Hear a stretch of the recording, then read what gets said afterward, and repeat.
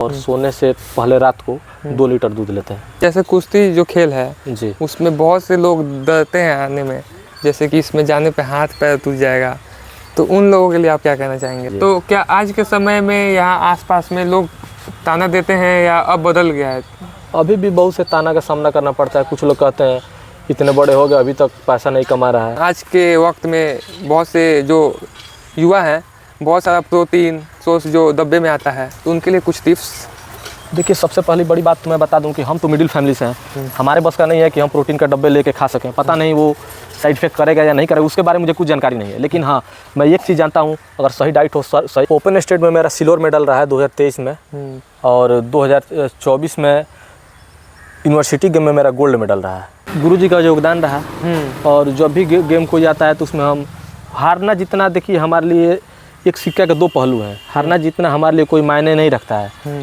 तो जब भी कोई कंपटीशन आता है तो उसमें हम लोग भाग लेते। मान लीजिए घर के लोग भी लगता था उनको भी कि नहीं, इससे नहीं हो पाएगा। और कहीं कहीं कुश्ती में जाते थे लोग तो कभी हार भी का सामना करना पड़ता था। तो भी जैसे गांव के लोग कहते थे कि ये बुरा हो रहा है, तुम छोड़ दो, तुमसे नहीं होगा। मैंने देखा है कि जितने भी जो लोग कुश्ती से जुड़े हुए हैं उनका जैसे कान टूट जाता है जी, तो इसके बारे में क्या कहानी रहती है? कि मैंने लगभग हर पहलवान को देखा है कि उनका कान टूटा हुआ होता है। टूटा तो कान तो मेरा भी देखिए टूटा हुआ है। जैसे आपने बताया कि आप घर का भोजन कर रहे हैं, तो घर के भोजन में क्या क्या करते हैं? नमस्ते देशवासियों, मेरा नाम मनीष यादव है। आज के पॉडकास्ट में आपका स्वागत है। जहाँ एक तरफ कुश्ती हमारे देश में विरासत के रूप में देखी जाती थी, और कुश्ती में जितने भी युवा हों या बड़े हों, जो भी इसमें इस खेल में शामिल होते हैं, उनका जो जीवन होता है बहुत डिसिप्लिन वाला होता है। लेकिन कहीं ना कहीं धीरे धीरे जैसे जैसे हमारे देश में तमाम आक्रांताएँ आए और देश में हम सब दूसरे के गुलाम होने लगे, तो हमारे ही जो धरोहर थी उसको हम भूलते गए। लेकिन समय का चक्र होता है, बदलता ही है। वैसा ही कुछ हुआ बिहार में भी। बिहार में जहाँ एक तरफ आज से 3 दशक 4 दशक पहले तक बिहार केसरी हुआ करते थे, लोग कुश्ती को लेके बहुत ज़्यादा जागरूक थे। लेकिन धीरे धीरे जब उसमें भविष्य उनका नहीं बना तो वो लोग कुश्ती छोड़ अलग अलग चीज़ों की तरफ रुख करने लगे। लेकिन आज के समय में जहाँ युवा सोशल मीडिया के द्वारा अलग अलग चीज़ लोगों तक पहुँचाते हैं, तो उसी में कुश्ती का भी विकास हुआ। तो फिर से मैं आज चंपारण के धरती पे हूँ। तो आज के हमारे गेस्ट हैं संदीप कुमार, जो कि कम संसाधन से भी निकल के अभी वो जो भी मुकाम हासिल किए हैं उसके बारे में हम उनसे जानेंगे, और उसके अलावा उन्होंने क्या क्या संघर्ष देखा। चलिए हम उन्हीं की जुबानी सुनते हैं। तो आज के हमारे देश के एक और युवा साथी हैं संदीप जी। तो संदीप जी, आपका स्वागत है हमारे यूट्यूब चैनल पे। प्रणाम आप सभी को। तो आप अपने बारे में कुछ बताएं हमारे युवाओं को, कहाँ से हैं, परिचय दें। मेरा नाम संदीप कुमार है और मैं बिहार से हूँ। बिहार के पश्चिमी चंपारण बगहा से हूँ। अच्छा, तो ये बिहार के पश्चिमी चंपारण बगहा से हैं। जी जी। तो मैं देख सकता हूँ यहाँ अखाड़ा है, तो यहाँ पे आप कुश्ती करते हैं, तो यहाँ पे कितने बच्चे आते होंगे? यहाँ पे लगभग सुबह वही 30-35 बच्चे आते हैं डेली। अच्छा। और गुरुजी डेली उनको ट्रेनिंग कराते हैं। जी। तो आपके गुरुजी कौन है, बताइए? रिपुंजय यादव जी हैं। अच्छा। यहाँ के वही हम लोग उस्ताद हैं, वही हम लोग सिखाते हैं डेली। अच्छा, वो भी पहले कुश्ती खेल से जुड़े हुए थे? जी जी, उनका कुश्ती में पूरा उनका जीवन समर्पित रहा है। अच्छा। और आज भी वो हम लोग के लिए हमेशा तत्पर रहते हैं। वही हम लोग को डेली ट्रेनिंग देते हैं। अच्छा, तो जो कुश्ती खेल है जी, तो इसमें आपका इंटरेस्ट कब से बढ़ा? मतलब बचपन से ही था या बाद में किसी को देख के? बचपन से नहीं था मेरा इंटरेस्ट। मेरा इंटरेस्ट मैं चलते हुए हम बात करते हैं जी। 16 साल या 17 साल का मेरा जब एज था तब से मेरा इंटरेस्ट हुआ। अच्छा जी। तो मतलब उसके पहले आप क्या कर रहे थे? उसके पहले वही मैं पढ़ाई करता था और घर का काम करता था। अच्छा जी। तो कुश्ती में जैसे आपने बताया 16-17 साल की उम्र में आपने इंटरेस्ट दिखाया, तो उसके पीछे क्या कारण था? मतलब यहाँ का माहौल या आप किसी खिलाड़ी से प्रभावित थे? नहीं, यहाँ का माहौल जैसे कि बचपन में हम आते थे तो देखते थे यहाँ पे डेली लोग अभ्यास करते हैं, तो मेरे अंदर भी जिज्ञासा हुआ कि मैं भी अभ्यास करूँ। और मैं आया तो रिपुंजय भी हमको धीरे धीरे ट्रेनिंग देना चालू किए हैं, और आज जो भी है उन्हीं की बदौलत है। तो कभी बीच में ऐसा हुआ कि आपको लगा हो कि मैंने गलत डिसीजन ले लिया है कि कुश्ती छोड़ देता हूँ, ऐसा कुछ? नहीं, मुझे ऐसा कभी नहीं लगा कि मैंने गलत डिसीजन लिया है। क्योंकि मान लीजिए सभी लोग एक ही रास्ता पर चलेगा तो फिर कैसे होगा कुछ। हाँ, ये बात तो आपने सही कहा। मैंने कभी ऐसा नहीं सोचा कि मेरे लिए गलत डिसीजन रहा है। जी। तो शुरुआत के दिनों में आपको क्या क्या परेशानियां हो रही थी जब आप कुश्ती करने आ रहे होंगे, क्योंकि जो बच्चे 5 साल 6 साल 8 साल की उम्र में आते हैं तो उनका बॉडी पहले से फ्लेक्सिबल होता है, बहुत सारी चीज़ें होती हैं, तो आपके साथ कुछ कठिनाइयाँ हुई? जी, कठिनाइयाँ तो हुई शुरू में। मान लीजिए घर के लोग भी लगता था उनको भी कि नहीं, इससे नहीं हो पाएगा। और कहीं कहीं कुश्ती में जाते थे लोग तो कभी हार भी का सामना करना पड़ता था। तो भी जैसे गांव के लोग कहते थे कि ये बुरा हो रहा है, तुम छोड़ दो, तुमसे नहीं होगा। लेकिन नहीं, कहीं ना कहीं मेरे पिताजी ने और मेरे गुरुजी जो रिपुंजय यादव जी हैं, उन्होंने मेरे मनोबल को बढ़ाया और मुझे हमेशा उत्साहित किया कि नहीं, तुम कर सकते हो। आज पिताजी हैं और वहीं रिपुंजय भी हैं, गुरुजी, उन्हीं के कारण मैं यहाँ तक हूँ। मतलब कहीं ना कहीं मार्गदर्शक एक जो होता है हर किसी के जीवन में, आपके जीवन में ये 2 लोग रहे हैं। जी जी जी। तो इसके अलावा आपने पढ़ाई किस क्लास तक करी है, कुछ उसके बारे में बताएं? ISC पढ़ा हूँ अभी तक। अच्छा। ISC कंप्लीट है। जी। अच्छा, तो आगे आप अपने आप को कहाँ देखते हैं? मैं चाहता हूँ कि मैं अपने देश के लिए मेडल लाऊं और मैं ये चाहता हूँ कि मेरे देश के सभी युवा खेल से जुड़े, क्योंकि खेल से इसका मतलब सीधा तात्पर्य नहीं है कि मेडल लाना ही। खेल से जो व्यक्ति जुड़ेगा वह स्वस्थ रहेगा और स्वस्थ व्यक्ति ही कुछ कर सकता है अपने देश के लिए, अपने समाज के लिए, अपने घर के लिए। जो बीमार रहेगा वो कुछ नहीं कर सकता है। मैं चाहता हूँ कि हर घर से खिलाड़ी निकले अलग अलग खेल में। जी जी जी। और कहीं ना कहीं अगर खेल से जुड़ेंगे तो नशा से भी दूर रहेंगे, गलत। जी, शरीर भी स्वस्थ रहेगा बिल्कुल उनका। तो आप अभी जैसे कि बगहा क्षेत्र में रहते हैं, तो आप यहाँ से आगे निकल के कहीं कुछ कंपटीशन इस टाइप की चीज़ें खेले हैं? ओपन स्टेट में मेरा सिल्वर मेडल रहा है 2023 में और 2024 में यूनिवर्सिटी गेम में मेरा गोल्ड मेडल रहा है। अच्छा जी। तो मतलब आप अभी किस एज कैटेगरी और वेट कैटेगरी में खेलते हैं? अभी मैं अंडर 23 में खेलता हूँ। अच्छा, वेट कैटेगरी 57 kg। अच्छा, तो इसके अलावा आपको यहाँ पे क्या क्या ऐसी सुविधाएं हैं जो लगता है कि आपके पास नहीं है, जो आपको मिलनी चाहिए? यहाँ पे वैसे सिर्फ मिट्टी का अखाड़ा है, उसके अलावा हम लोग के पास कुछ भी नहीं है और बहुत कम सुविधा में हम लोग अभ्यास करते हैं।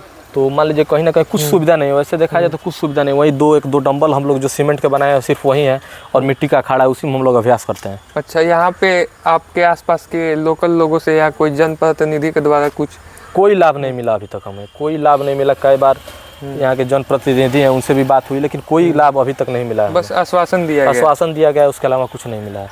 अच्छा, तो आप अपने आप को आने वाले समय में कहाँ देखते हैं?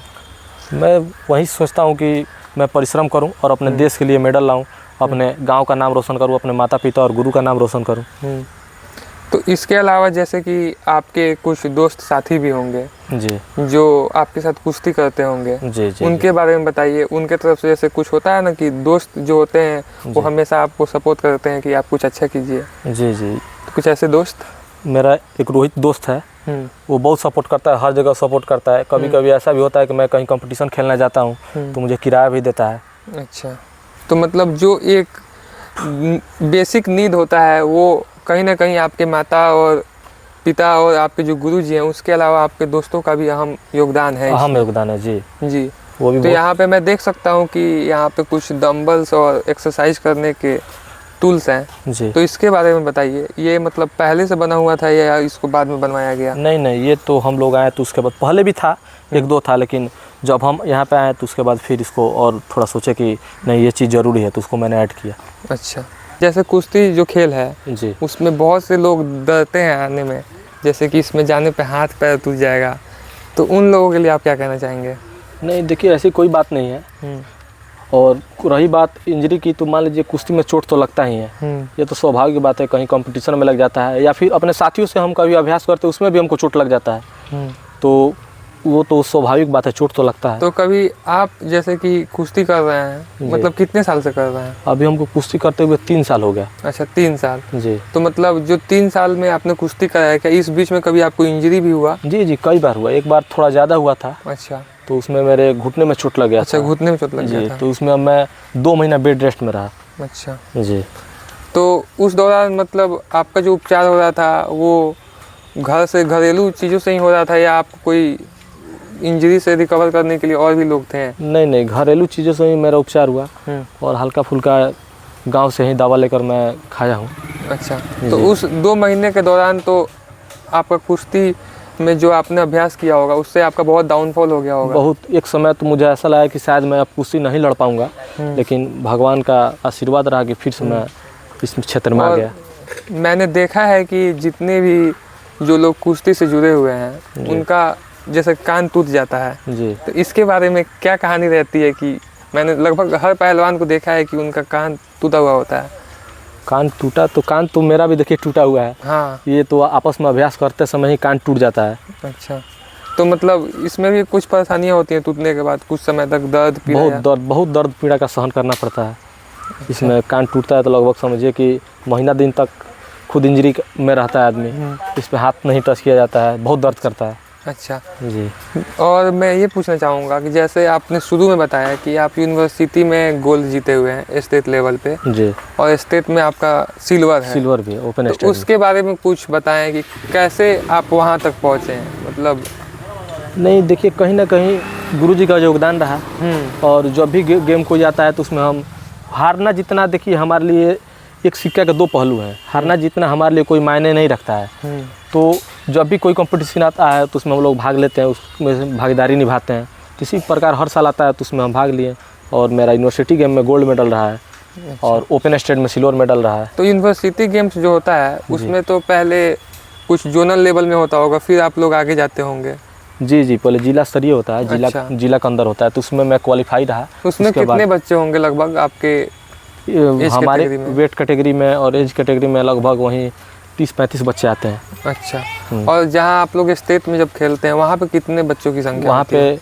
वहाँ पे भी लगभग वहीं 30-35 बच्चे वहाँ पे भी मिल जाते हैं हमें। अच्छा। और जैसा कि मैं देख सकता हूँ कि आपने सेहत बहुत अच्छा बनाया हुआ है जी। जहाँ आज के वक्त में बहुत से जो युवा हैं बहुत सारा प्रोटीन सोर्स जो डब्बे में आता है वो भी लेना गलत नहीं है अगर सही तरीके से लिया जाए तो, लेकिन फिर भी बोलते हैं कि रिजल्ट नहीं मिल रहा है, बॉडी नहीं बन रहा है। तो उनके लिए कुछ टिप्स? देखिए सबसे पहली बड़ी बात तो मैं बता दूं कि हम तो मिडिल फैमिली से हैं। हमारे बस का नहीं है कि हम प्रोटीन का डब्बे लेके खा सकें। पता नहीं वो साइड इफेक्ट करेगा या नहीं करेगा, उसके बारे में मुझे कुछ जानकारी नहीं है। लेकिन हाँ, मैं एक चीज़ जानता हूँ, अगर सही डाइट हो, सही घर का खाना ही शुद्ध मिले और सही मात्रा में व्यायाम किया जाए तो बॉडी बनना एकदम स्वाभाविक सी बात है। अगर मान लीजिए कोई एक बच्चा है जो अपना जैसे कि वो अपने हाइट के हिसाब से उसका वजन कम है, अगर वो चाहता है कि वो थोड़ा अच्छा दिखे, अच्छा लगे, तो वो क्या क्या खा सकता है? जैसे कुछ देसी चीज़ों में?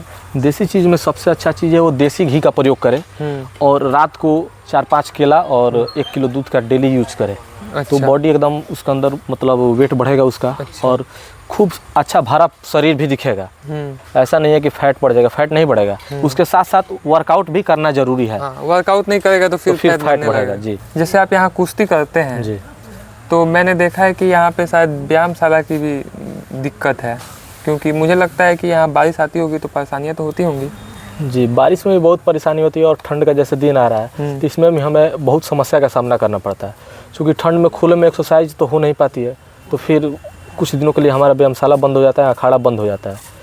और रही बात बारिश में, तो बारिश में मान लीजिए बारिश आता है तो पूरा अखाड़ा भीग जाता है, तो वो भी नहीं हो पाता है हम लोगों का। अच्छा, आप लोग फिर जब तक मौसम सही नहीं होता है तब तक इंतजार करते हैं? जी जी, जिससे कहीं ना कहीं आप लोगों के खेलों पे इफेक्ट पड़ता है? बहुत इफेक्ट पड़ता है, बहुत ज़्यादा इफेक्ट पड़ता है। सारी की सारी तैयारी हम लोग रुक जाती है।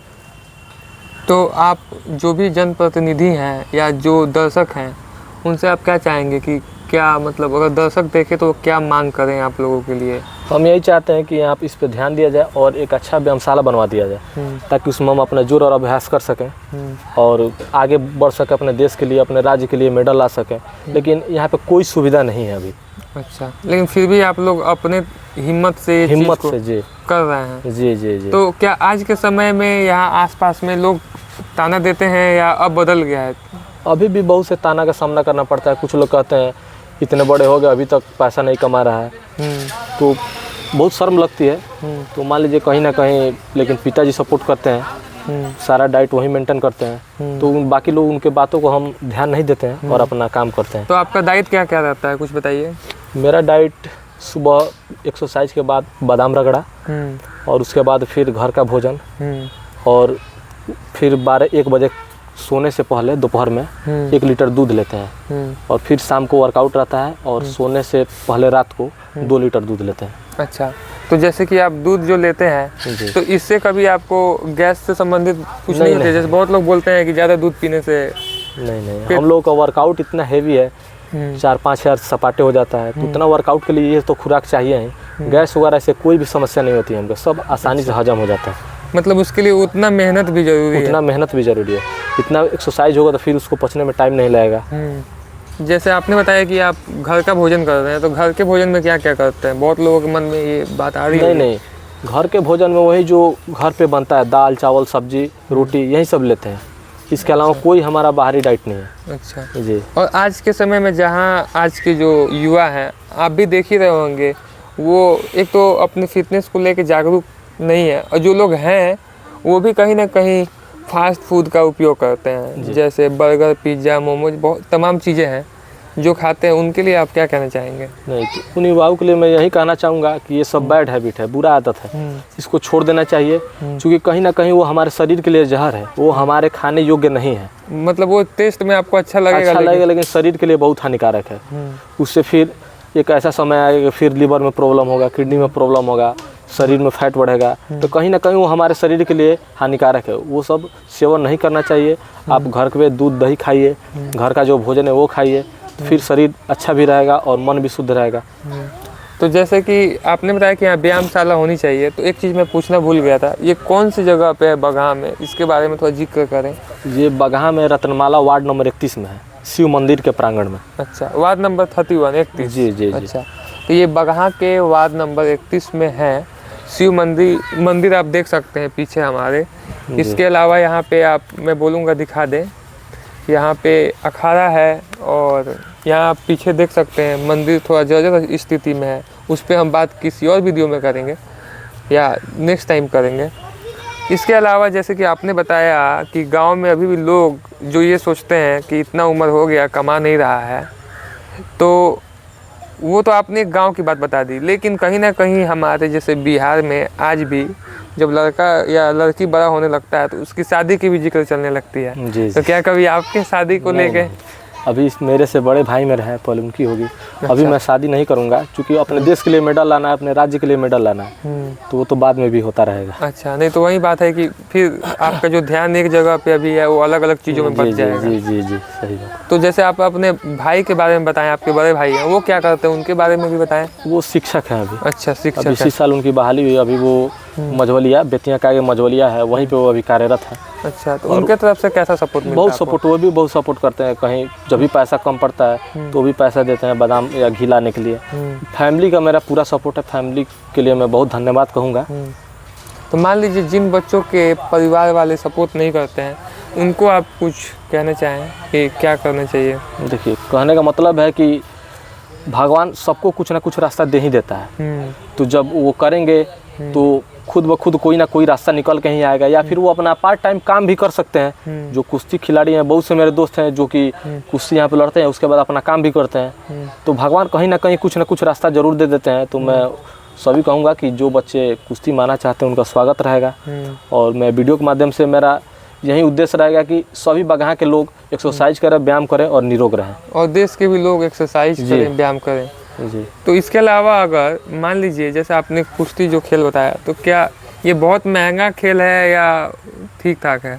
नहीं, महंगा खेल तो नहीं कहा जा सकता, क्योंकि जो हम लोगों का ये अखाड़ा है, यहाँ पे सिर्फ एक लंगोट लगता है, 60-70 या 80 रुपये का लंगोट लगता है। वही हम लोग का ड्रेस है, जैसे एक बच्चे के लिए स्कूल ड्रेस होता है, वैसे ही हम लोगों का लंगोट हम लोगों का ड्रेस है। तो सिर्फ वही 60-70 रुपये का लगता है। उसको सिलवा के अभ्यास करते हैं हम लोग डेली। और ये कोई ज़रूरी नहीं है कि घी बादाम से ही पहलवानी किया जा सके। अच्छा। अगर लगन रहे तो कम डाइट में भी पहलवानी किया जा सकता है। बोला जाता है कि आपको पानी भी लगता है जी, अगर आप वर्कआउट करते हैं तो। जी, वो क्या बोलते हैं, वर्कआउट जब किया जाएगा ना तो पानी भी दूध का काम करेगा। अच्छा जी, मतलब आपके शरीर में वो लगेगा जी। और कुश्ती जो है वो ब्रह्मचर्य को भी पालन करने में मदद करता है। जी, और जी, बहुत जी। से कुश्ती खिलाड़ी होते हैं ब्रह्मचर्य का पालन करते हैं, तो क्या उसका भी कुछ फ़ायदा होता है? जी, ब्रह्मचर्य का फ़ायदा तो बहुत होता है, क्योंकि बिना ब्रह्मचर्य का कुश्ती टिक ही नहीं सकती है। जो व्यक्ति ब्रह्मचर्य नहीं रहेगा वो कुश्ती नहीं लड़ सकता है। अनिद्रा और थकान और बहुत तमाम चीज़ों में जी, ग्रसित रहेगा। जी, बीमार हो जाएगा, टिक नहीं पाएगा इस क्षेत्र में। तो इसके अलावा मैंने आपको सोशल मीडिया पे देखा है, आप रनिंग भी करते हैं। जी जी। तो उसकी क्या कहानी है? रनिंग जैसे एक प्रकार का रेसलिंग का हिस्सा है रनिंग। हम लोग को डेली कम से कम 10 किलोमीटर रनिंग हर हाल में करना ही है। उसके बाद सपाटे, दंड या जोर अभ्यास करते हैं लोग। रनिंग हर हाल में करना ही है। तो कभी शुरुआती दिनों में जब आप रनिंग कर रहे होंगे तो कुछ ऐसा किस्सा बताइए जो आपके गुरुजी से जुड़ा हो, कुछ आपको ज़्यादा टास्क दे दिए हो। जी जी, ऐसा होता था कि पहले शुरू में गुरुजी बोलते थे दौड़ने के लिए, तो हम लोग जाते थे। ठंड का दिन रहता था, उधर कुहासा लगा हुआ रहता, तो वहीं पे जाकर आराम करते थे लोग। 15-20 मिनट बाद उधर से आते थे लोग, तो पानी शरीर पे मार के चले आते थे लोग। अच्छा। तो कभी कभी बच जाते थे लोग, लेकिन जिस दिन पकड़े जाते थे लोग उस दिन खूब कुटाई होता था। अच्छा। और आप लोगों को अलग से हनुमान दंड और एक्सरसाइज तो वो तो अलग था। पहले पीटते थे और उसके बाद पीटने के बाद से एक्स्ट्रा एक्सरसाइज चालू। अच्छा। पकड़े जाने पर। अच्छा, मतलब कहीं ना कहीं वो आपके बेहतरी के लिए होगा, लेकिन उस टाइम आपको लगता होगा कि गुरुजी इतना। उस समय तो बुरा लगता था, ऐसा लगता था कि इनका दिमाग खराब हो गया है, घर से गुस्सा है तो हम लोग पे निकाल रहे हैं, ऐसा लगता था। लेकिन बाद में जब कामयाबी थोड़ी बहुत मिली तो वो लगा कि नहीं, वो हम लोग के लिए भगवान है। अच्छा जी। तो जो आपके गुरुजी हैं वो भी पहले कुश्ती में कुछ खिताब जीते हुए हैं या? जी, आज उनकी कुश्ती के बदौलत ही आज उनका नौकरी है यहाँ पे। NIS कोच के अभी पद पर है वो। अच्छा। गोपालगंज में उनकी ड्यूटी है और कुश्ती से ही उनकी ड्यूटी है। अच्छा, मतलब वो कोच हैं? कोच हैं अभी। अच्छा, तो वो पहले कुश्ती में मतलब बहुत सारे खिताब जीते हुए हैं क्या? जी जी जी, उनके पास नेशनल का भी मेडल है। और वो मेडल के बदौलत मतलब उनका आज जो भी है स्पोर्ट्स कोटा से। स्पोर्ट कोटा से उनका नौकरी हुआ है। अच्छा जी। तो आप अपने आप को आने वाले समय में कहाँ देखना चाहेंगे?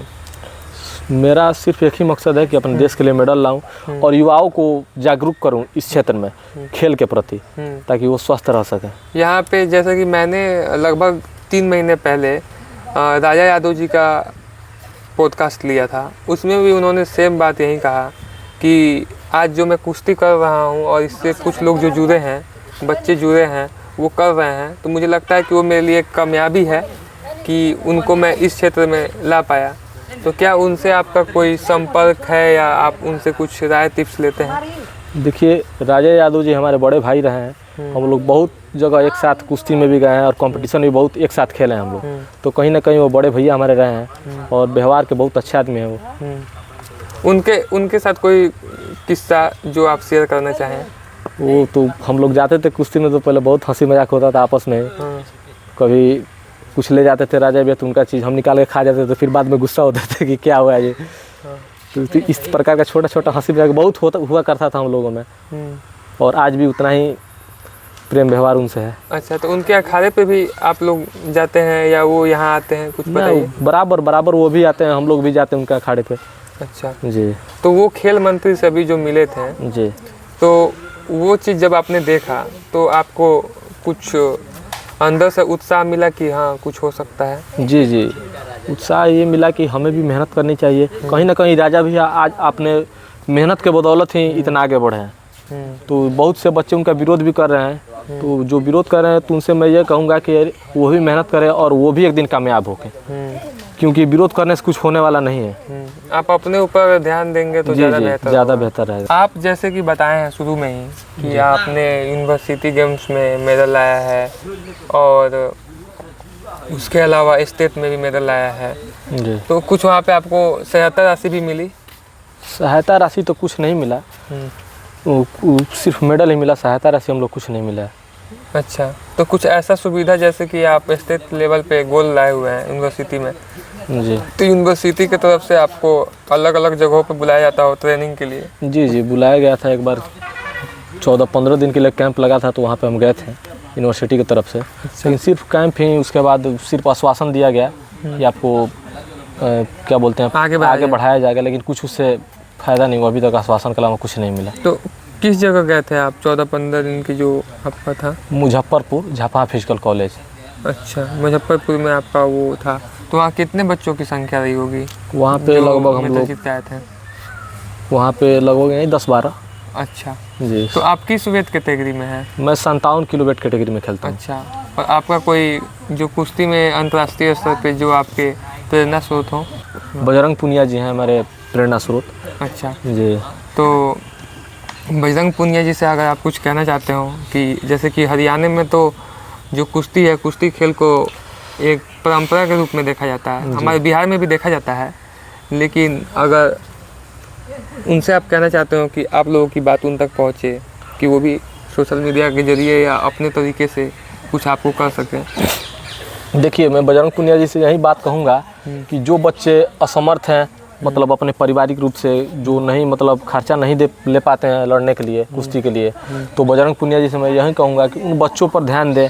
वो एक ऐसा मतलब ग्रुप बनाए जिसमें असहाय बच्चे को वो कैच कर लें और उनको एक अलग ट्रेनिंग दे, पूरा उनका खर्चा उठाएं। तो मैं यही बात कहूँगा, क्योंकि बहुत से बच्चे ऐसे हैं जो कि पैसे के अभाव में कुश्ती उनकी छूट जाती है, तो ये बहुत बुरी बात है और इस पर ध्यान दिया जाए तो और बेटर रहेगा। और एक चीज़ और मैं कहना चाहूँगा दोस्तों, जहाँ हमारे बिहार में देखा जाए तो अभी राजगीर में जो खेल का स्टेडियम बना है वो बहुत अच्छी बात है, लेकिन उसके अलावा हमारे बिहार में इतने सारे ज़िले हैं, लगभग हर दूसरे तीसरे ज़िले में वैसे स्टेडियम और वैसे सुविधाएं होनी चाहिए ताकि लोग और यहाँ के जो युवा हैं वो भी खेल को एक फ्यूचर और एक करियर के रूप में देखें।